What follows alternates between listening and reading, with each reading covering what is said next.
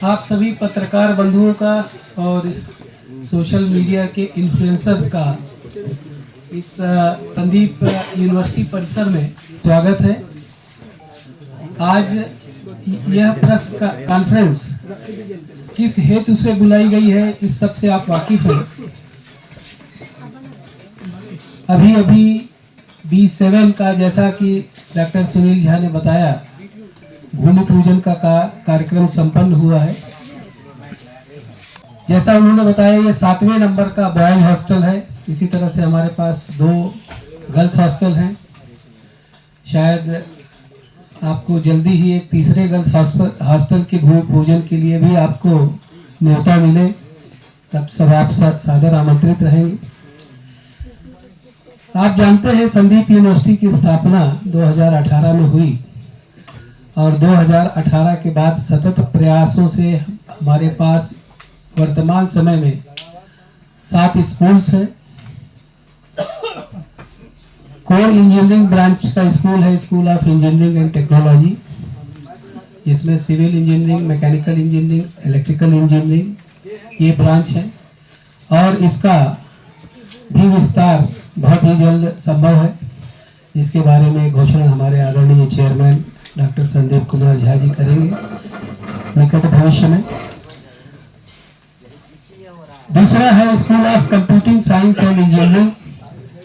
गौरव के साथ मैं ये कहता हूँ कि संदीप यूनिवर्सिटी मधुबनी बिहार ये पहली एक ऐसी यूनिवर्सिटी है जिसने इस बात को समझा कि कंप्यूटर इंजीनियरिंग का पेडागोजी यानी शिक्षण और कोर इंजीनियरिंग का शिक्षण दोनों थोड़ा अलग अलग होना चाहिए। इसलिए एक अलग स्कूल की ही स्थापना कर ली हम लोगों ने, school of computing science and engineering, जिसमें 2 डिपार्टमेंट हैं। कंप्यूटर एप्लीकेशन, जिसमें MCA BCA प्रोग्राम है, और दूसरा है कंप्यूटर इंजीनियरिंग। फिर तीसरा हमारे पास एक फ्लैगशिप प्रोग्राम है, वो है BSc एग्रीकल्चर। BSc एग्रीकल्चर, इसमें जो भी सुविधाएं ICAR Indian council of agricultural research के हिसाब से होनी चाहिए, आदरणीय डॉक्टर संदीप कुमार जी झा और हमारे चांसलर कुलाधिपति भानु जी ने वो सारी सुविधाएं हमें दे दी हैं। और BSc एग्रीकल्चर के लिए एक नवीन भवन, वो भी 7 स्टोरी का ही है, उसका काम चल रहा है और मैं समझता हूँ जल्दी ही पूरा हो जाएगा। कंप्यूटर, उसके बाद school of commerce and management studies है, school of library and information science है, और स्कूल ऑफ एजुकेशन है। इस तरह से कुल मिलाकर 7 स्कूल्स वर्तमान समय में संदीप विश्वविद्यालय मधुबनी के प्रांगण में कार्यरत है। आगे भी बड़ी योजनाएं हैं जिनके तहत और नए स्कूल और वर्तमान स्कूलों में प्रोग्राम्स का विस्तार संभव है और होगा। दरअसल इतने हॉस्टल बनाने के पीछे हमारे ऑनरेबल चेयरमैन साहब और कुलाधिपति जी का एक विशेष प्रयोजन है, जिसकी वजह से हम कंटिन्यूअसली इतने हॉस्टल्स का निर्माण कर रहे हैं। उनका सपना है कि इस ग्रामीण अंचल में एक पूर्णकालिक रेजिडेंस की व्यवस्था हो, जहां पर स्टूडेंट्स वहीं रहें और वहीं पढ़ें। जैसा डॉक्टर सुनील झा ने बताया कि कम से कम 5000 विद्यार्थियों तक विद्यार्थियों के वसति गृह यानी हॉस्टल्स का निर्माण कार्य हम रोकने वाले नहीं हैं। और हम लगभग यदि हॉस्टल को जोड़ लें तो शायद 3500 तक पहुंच जाएंगे। हाँ, आज की तारीख में हमारी लगभग 2500 के आसपास क्षमता है प्रीमाइसेस के अंदर लड़कों की, और 500 लड़कियों की क्षमता है, और ये हॉस्टल पूर्ण रूप से भरे हुए हैं। तो ये उद्देश्य है हमारा कि ये पूर्णकालिक फुल्ली रेजिडेंशियल कैंपस बनाना है। इस प्रीमाइसेस के अंदर लगभग 25 फैकल्टी मेंबर्स के भी फैमिली के साथ रहने की व्यवस्था है। लगभग हर डिपार्टमेंट में, हर स्कूल में जितने भी फैकल्टीज के रहने की जितने भी फैकल्टीज होने चाहिए उतने फैकल्टी के अपॉइंटमेंट रेगुलर बेसिस पर होते रहते हैं और हमारा रिटेंशन रेशियो भी अच्छा है। कई बार लोगों को अपॉइंटमेंट देते समय हमको ये भय रहता है कि भाई रूरल प्लेस में है, थोड़ा सा सिटी से दूर है, लोग रुकेंगे या नहीं रुकेंगे, लेकिन हमारा रिटेंशन बहुत ही अच्छा है। जो फैकल्टी मेंबर यहाँ ज्वाइन होते हैं उनमें से लगभग 60 से 70% फैकल्टी मेंबर्स रिटेन्ड है। हमारे पास जो 2018 से है वो फैकल्टी मेंबर आज भी हमारे साथ काम कर रहे हैं। वास्तव में संदीप विश्वविद्यालय, संदीप यूनिवर्सिटी इस क्षेत्र में सिर्फ ये यूनिवर्सिटी नहीं है, ये मधुबनी जिले में और मधुबनी जिले के ग्रामीण अंचल में ये एक विकास का द्वार है। इस क्षेत्र का विकास हम संदीप यूनिवर्सिटी के माध्यम से, हमारे चेयरमैन डॉक्टर संदीप कुमार जी झा, हमारे कुलाधिपति पंडित नित्यानंद जी झा, इनके निर्देशों के अनुसार हम कर रहे हैं। ये हम सबके लिए भी गौरव की बात है और मुझे लगता है कि ये विकास का विस्तार सतत चलता रहेगा। आप सबका भी सहयोग हमको मिलता रहेगा। और रहा सवाल शिक्षण का, इस प्रीमाइसेस में हमने बिल्कुल नई शिक्षा प्रणाली NEP 2020 जो कि केंद्र सरकार के द्वारा पुरस्कृत है और उसमें साथ में जोड़ा है CBCS choice based credit system और तीसरी चीज है OBE outcome based education system, जो पूरा का पूरा ये सिस्टम है जो कि यूनिवर्सिटी ग्रांट कमीशन से पुरस्कृत है और स्टेट गवर्नमेंट ऑफ बिहार इसके द्वारा समर्थित है। हम पूर्ण तरह से अपने जो शिक्षण का कार्यक्रम है इन्हीं मुख्य बिंदुओं पर चला रहे हैं। इसमें इस तरह का जो रोजगार मेला है वो सिर्फ संदीप यूनिवर्सिटी के विद्यार्थियों के लिए नहीं है, इवन आसपास के कई गवर्नमेंट कॉलेजेस हैं, इंजीनियरिंग कॉलेजेस हैं, वहां से भी यहाँ पर विद्यार्थी आए। जो टोटल सिलेक्शन हुआ है उसमें 70% के आसपास विद्यार्थी संदीप यूनिवर्सिटी के थे। 70 हाँ 30% स्टूडेंट्स संदीप यूनिवर्सिटी के थे और 70% स्टूडेंट जो बाहर के कॉलेजेस के थे उनको भी यहीं पर नियुक्ति पत्र मिला। इस बार भी वही है, लगभग 70 के आसपास जो कंपनीज हैं उन्होंने अपना सहमति पत्र हमको भेज दिया है। इन सबको वास्तव में यहाँ तक शिजोल तक खींच के लाना, दरभंगा ठीक है, दिल्ली से 2-3 फ्लाइट से, बंबई से 3 फ्लाइट है, कलकत्ता से, हैदराबाद से है, अच्छी बात है, लोग आ सकते हैं, लेकिन संदीप यूनिवर्सिटी शिजोल तक उनको खींच के लाना ये एक बहुत बड़ा काम है और जो हमारी टीम है सफलतापूर्वक इसको पिछले 3 साल से अंजाम देती आ रही है। इस बार भी हमारी अपेक्षा वही है। ट्रेनिंग एंड प्लेसमेंट की और एक बात मैं बताता हूँ कि बहुत सी यूनिवर्सिटीज में मेरा लगभग 40 साल का अनुभव है।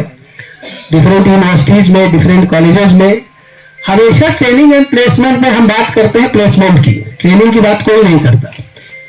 लेकिन संदीप यूनिवर्सिटी इस मामले में एक अपने ध्येय के साथ है कि हम पहले ट्रेनिंग देते हैं बच्चों को और उसके बाद अपेक्षा करते हैं कि उनका प्लेसमेंट हो। प्लेसमेंट उनका उनकी योग्यता के आधार पर होना चाहिए और योग्यता उनमें लाना ये हमारी जिम्मेवारी है और उसको हम बखूबी निभा रहे हैं। तो भरपूर ट्रेनिंग प्रोग्राम्स हमारे यहाँ फर्स्ट सेमेस्टर में होते हैं और उसके बाद सेकेंड सेमेस्टर में हम ये इस तरह से एम्प्लॉयमेंट का जो मेला है, ये रोजगार का जो मेला है वो हम आयोजित करते हैं।